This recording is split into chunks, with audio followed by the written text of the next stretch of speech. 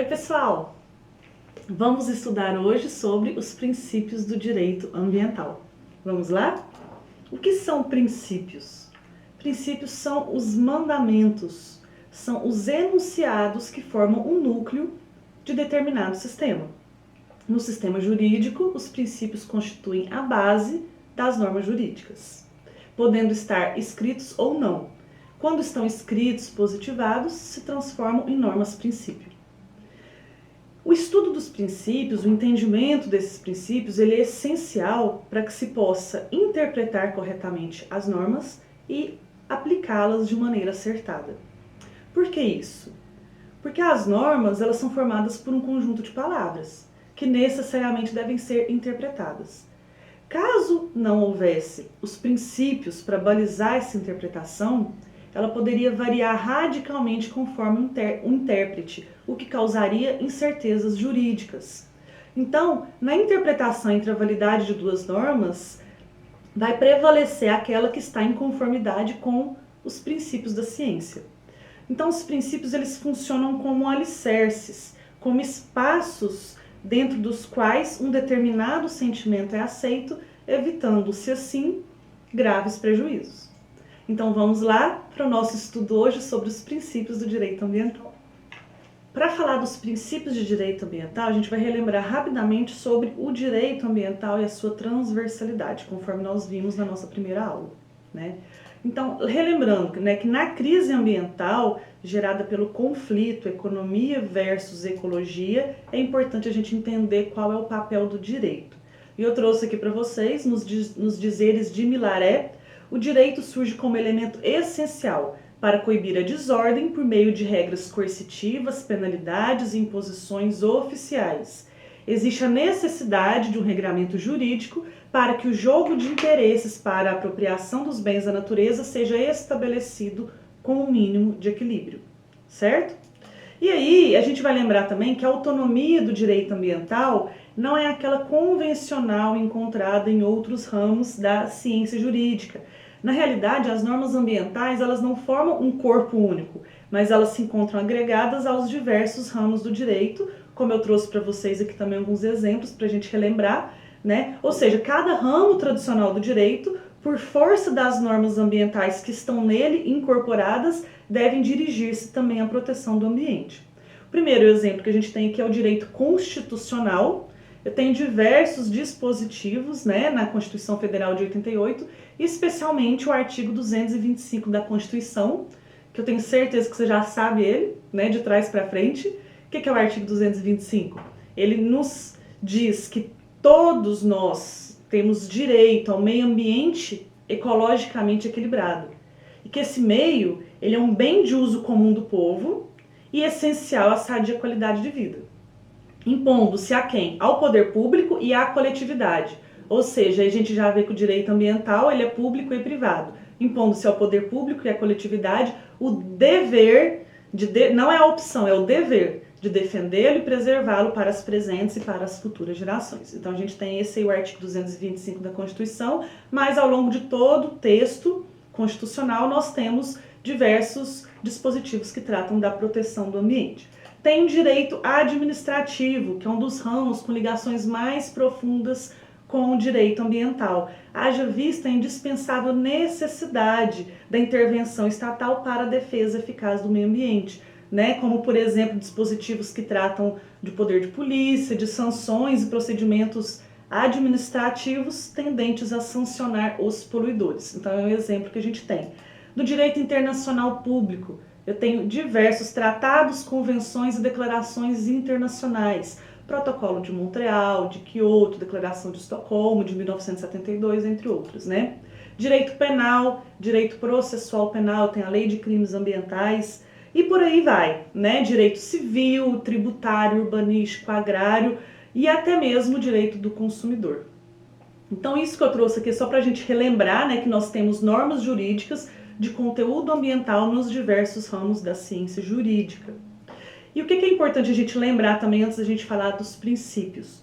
Que no Brasil foi na década de 1980, com o fortalecimento dos movimentos ambientais que nós tivemos nesse período, que surgiram os dois principais marcos legais referentes à proteção ambiental. que são a Lei da Política Nacional do Meio Ambiente, em 1981, e a Constituição Federal de 1988. Por que são tão importantes?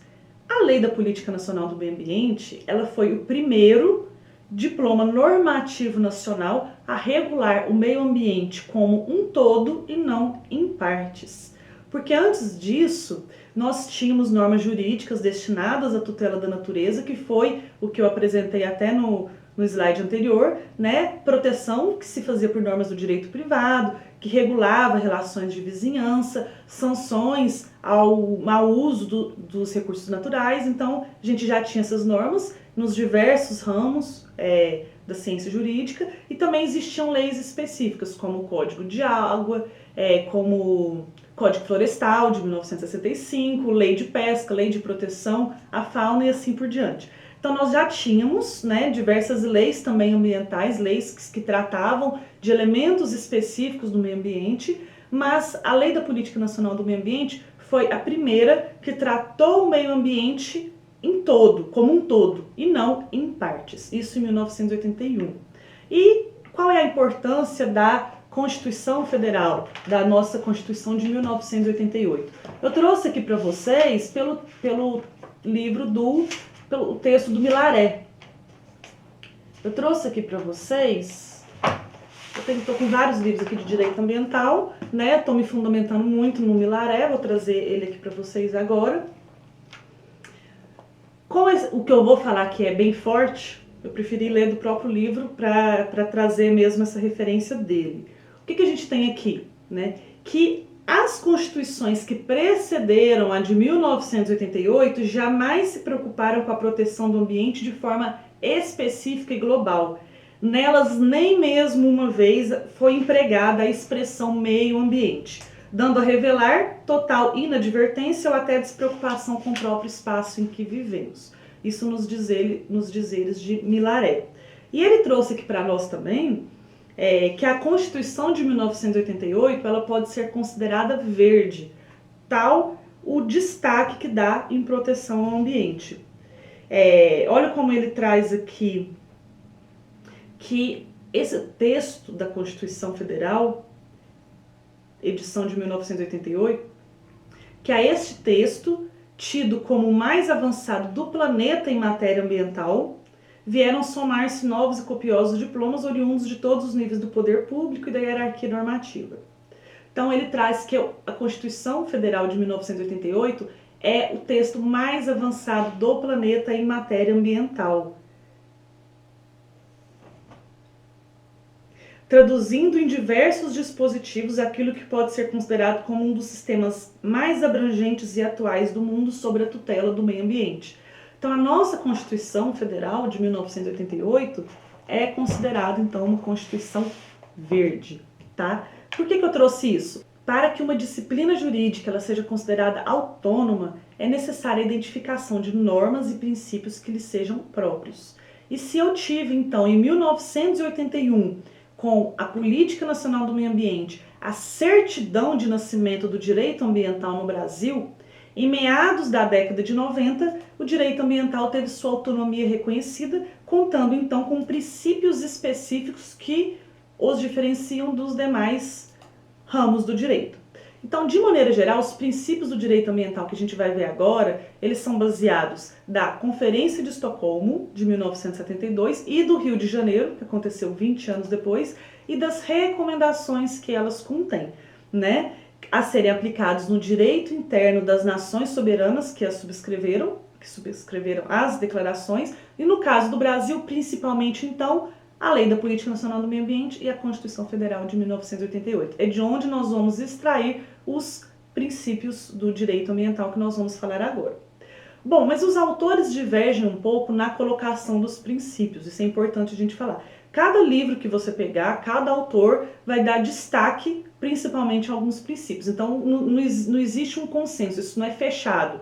Mas eu tenho alguns, como por exemplo, do poluidor pagador, ou princípio da prevenção. Eu tenho alguns princípios que são os principais princípios do direito ambiental que a gente vai encontrar com unanimidade em todos os autores que a gente for estudar. Mas lembrando também que eu tenho alguns princípios que diferenciam o nome de um autor para o outro. Né? A lógica é a mesma, mas a forma como o autor está colocando, ele está destacando, por exemplo, como o princípio da responsabilidade ou da reparação do dano, o princípio do poluidor-pagador, da prevenção. Alguns tratam, por exemplo, o princípio da prevenção e da precaução como o mesmo princípio e outros já fazem uma diferenciação. Então, às vezes, existe uma diferenciação no nome. Tá? Eu vou trazer, então, essas diferenciações também para vocês, não com a intenção de confundir, de complicar, mas para mostrar que isso não é um assunto fechado, né? Para ver que a gente pode abrir a cabeça para a forma como a gente entende os princípios, né? E entender por que cada um usa determinado nome. Então, trouxe alguns para vocês, que eu escolhi como alguns principais para agora, para a gente falar. O direito ambiental, ele teve inicialmente reconhecidos os seguintes princípios, que são do poluidor-pagador e da prevenção, né? Seguindo-se então outros, a identificação de outros, como do usuário-pagador, da cooperação, da participação, da informação e mais recentemente da precaução. Mas a gente vai falar de todos esses princípios aqui que eu trouxe para vocês. Apenas para efeitos didáticos eu vou mostrar juntos alguns, né? Os que vieram primeiro são poluidor, pagador e prevenção. Mas vou trazer, por exemplo, da prevenção e da precaução juntos para a gente conseguir diferenciar um e outro. Então vamos lá, vamos para o próximo vídeo onde a gente vai começar a estudar os princípios e o primeiro deles vai ser então da prevenção e da precaução. Então vamos lá!